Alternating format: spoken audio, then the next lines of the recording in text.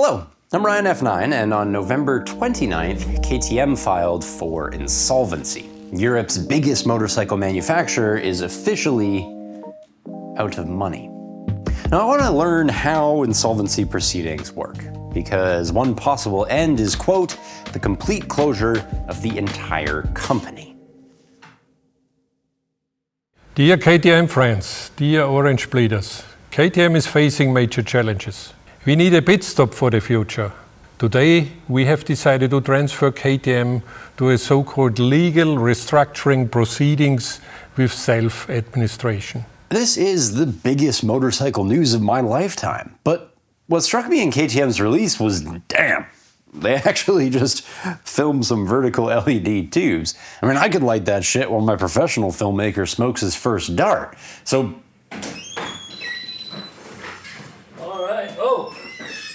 we ready? How broke are they? Well, all this starts when a creditor calls in a 247 million euro loan that KTM does not have the money to repay. When you can't pay your debts on time, you are insolvent. And KTM is phrasing this as a pit stop for redimensioning the future and something they've chosen to do, but the truth is they don't have a choice. They are insolvent to the tune of at least 247 million euros, and we get to see how much more. See, in Austria, insolvency means filing with the Alpine Creditors Association, and they can give you 90 days to renegotiate your debts, but the embarrassment of that is having to open your books to public scrutiny. So you'll hear a lot of things about KTM, but check this AKV page because the facts are published, albeit in German.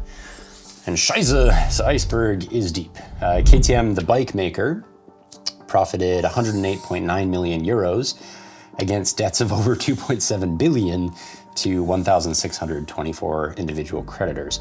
KTM R&D actually lost 9.3 million euros on top of debts of 105 million, and KTM Components profited 7.5 million against debts of 79 million euros. Altogether, they are 2.9 billion in debts, a little more than, to over 2,500 different creditors. And that number of investors is the real concerning part.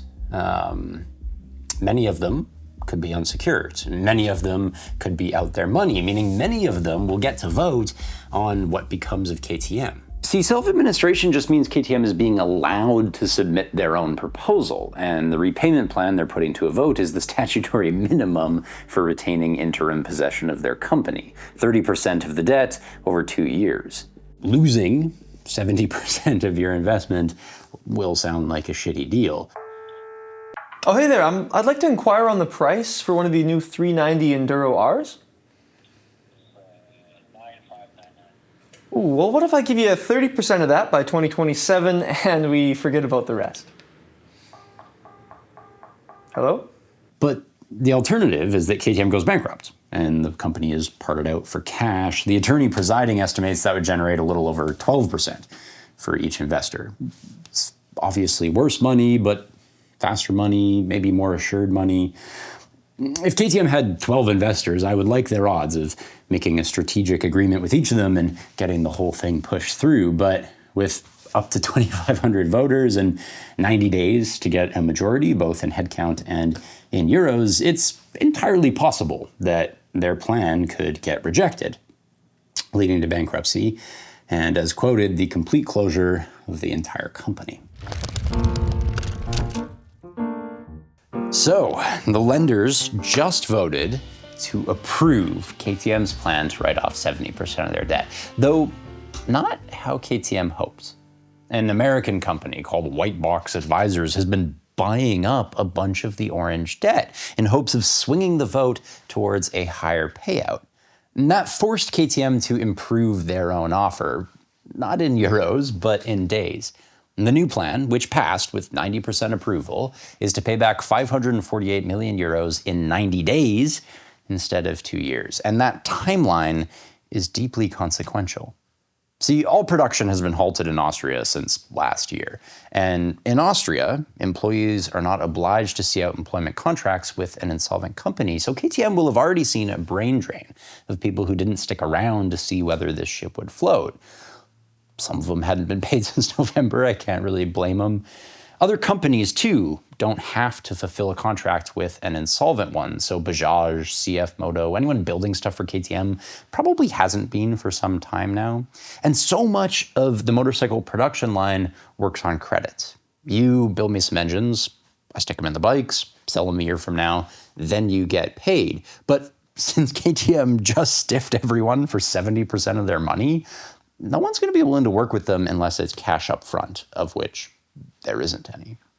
Now, all this means that the Austrian operation will be impossible to restart profitably within the 3 months that KTM now has. To meet their new payment deadline and not go bankrupt, KTM will have to sell an estimated 800 million euro stake in the company.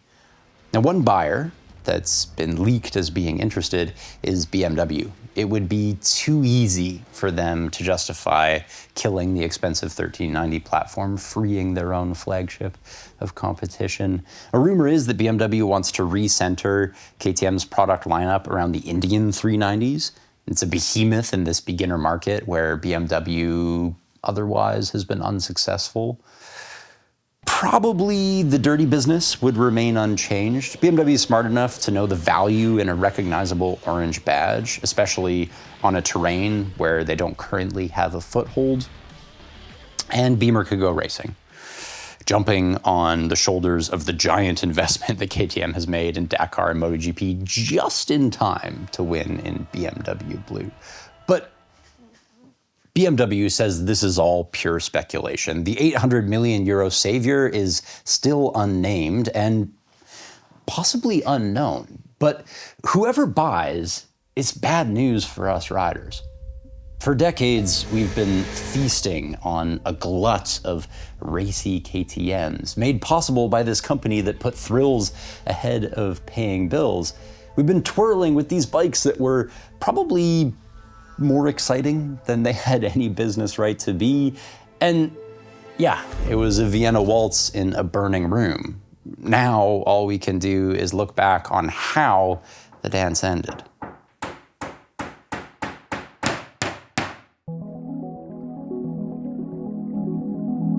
The AKV puts most of the blame on poor leadership, and we will get to that. But I'd rather start with the motorcycles, because KTM is reported to have a year's worth of bikes, some 265,000 units, sitting unsold. If those bikes were bought, KTM would have an extra billion euros and they wouldn't be insolvent. So the real problem, I think, is why nobody wants the machines. We build our motorcycles to be reliable and robust for every race, on every surface. A ready-to-race bike sounds desirable. That would have higher lift cams for more airflow, greater compression pressure for more boom.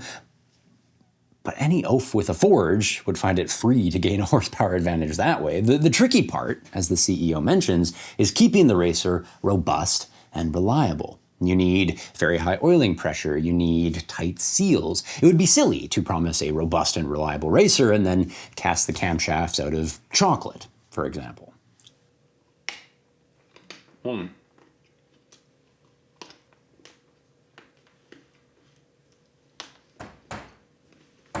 Oh God.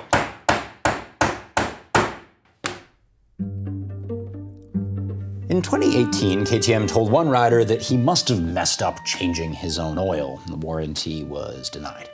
In 2019, they told a racer I know that you're not really supposed to race their ready-to-race products, so that warranty was voided, of course. In 2020, they said that it was just some cosmetic discoloring on the cams, nothing to see here that a bit of cleaning won't fix. And in 2021, they actually redesigned the 890's head. It got a secondary oil screen, it got wider cam followers, but they still maintained that there wasn't a problem. It's fixed now, but was totally fine before. Not until 2024, when the KTM Failed Camshafts Facebook group hit 10,000 members, did they admit, okay, there's a problem and we're gonna offer some goodwill fixes. Some 6 years after the first 790s left people stranded. We truly believe in the strength of our people. They are the reason why KTM stands for performance. Their passion is our most important competitive advantage. I don't know what that sentence means, but I do know that many riders were not passionate about KTM's demo mode. If you buy a new orange thing, it'll have heated grips, cruise control, a quick shifter, but at 1,500 kilometers, those features stop working. It's weird, right? I mean, the heating elements are in here. I can see the pickups for the throttle-by-wire that would run cruise control. The quick shifter linkage, I can touch it. So, well, what broke? And it turns out that only KTM mechanics know how to solve this problem. See, they've been specially trained to remove a few $1,000s from your wallet. After that, the features work again. That's just physics. But why ever riders grew a distaste for KTM, that is actually an even bigger problem than it sounds, because their 265,000 unsold donuts are now year-olds, yes, but worse than that, many of them are not Euro 5 plus compliant, so they can't even be sold in Europe or the UK anymore, since January 1st has come and gone. It kind of makes you wonder whether KTM is gonna ship them to weaker markets like the US, Canada, or even just have them destroyed.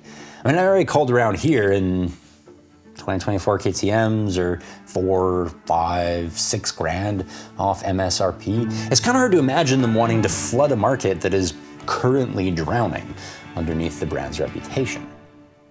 Okay, let's hold up a little bit. This is all coming off a little bit too harsh for me. The truth is that I, like most motorcyclists, love KTM. They're that weird girl in the back of class with a spiky orange mohawk that says what everyone's thinking. What if our adventure bike had 200 horsepower? What if our beginner bike had racing rear sets? Would Greenpeace notice if we just kept making two-strokes? You might not want to marry her, but the world is a more fun place if she's around, especially with sponsors like Riders Share. So, okay, I'm staying in Dallas, click. All right, there's bikes all over town. And this is the benefit of a 25,000 strong motorcycle sharing community. And since I don't have to live with the thing, of course, I want a KTM. And I see here, I can see get a 390 Adventure, a couple 690 Enduros, an 890, 1290 Super Duke. Let's do the 690. Did you know that makes 74 horsepower? That's a T7 in a little dirt bike single. All right, Christopher offers delivery, no charge for off-roading, could rent some nice climb gear. Ah, he has a camping kit that fits in the Moscow moto bags. Chris sounds like my kind of dude. The reviewers here agree. Sweet. For 63 bucks a day, I can't imagine a more enjoyable weekend, especially since Riders Share has 24/7 roadside assistance. I don't even have to care if the KTM goes kaboom.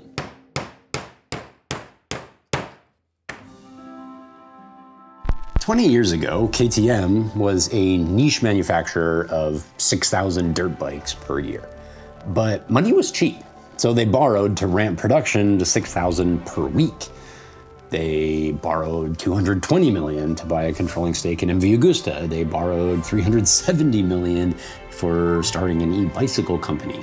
They bought Husqvarna, they bought gas, but they missed two things.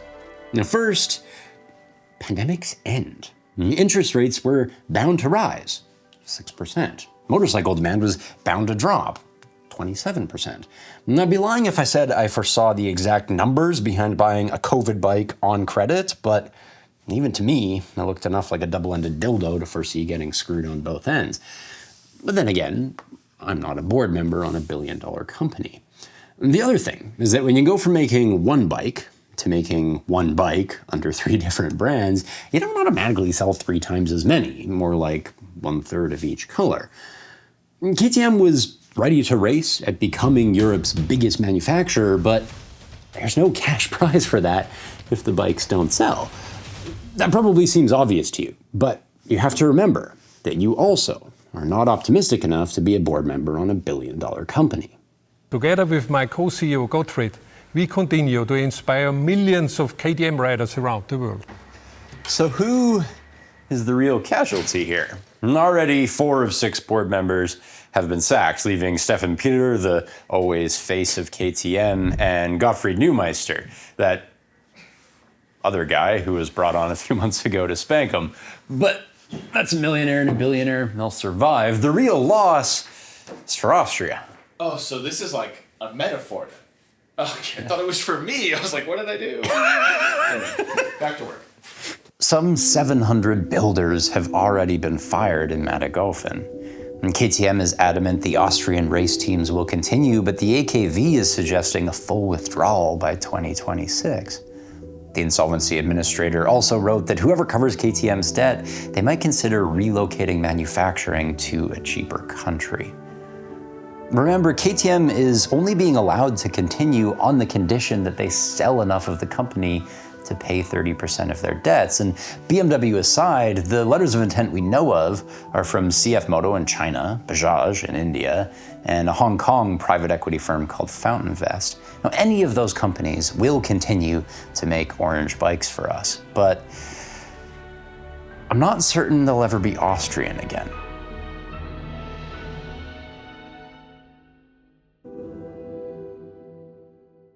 Thank you for watching. Just a quick note to say that I'll be back at the ABR Festival in Warwickshire in June. And last year I got to have a beer with Chris Birch. This year Adam Reedman's going. He's a filmmaking hero of mine. On top of that, the beer is cold, the showers are hot, the music is loud, and the adventure course is grassy for dropping whatever demo bike you want to try off-road.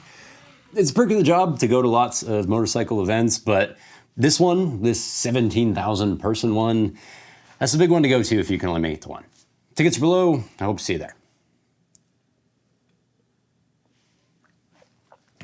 I gotta practice. I didn't get it all.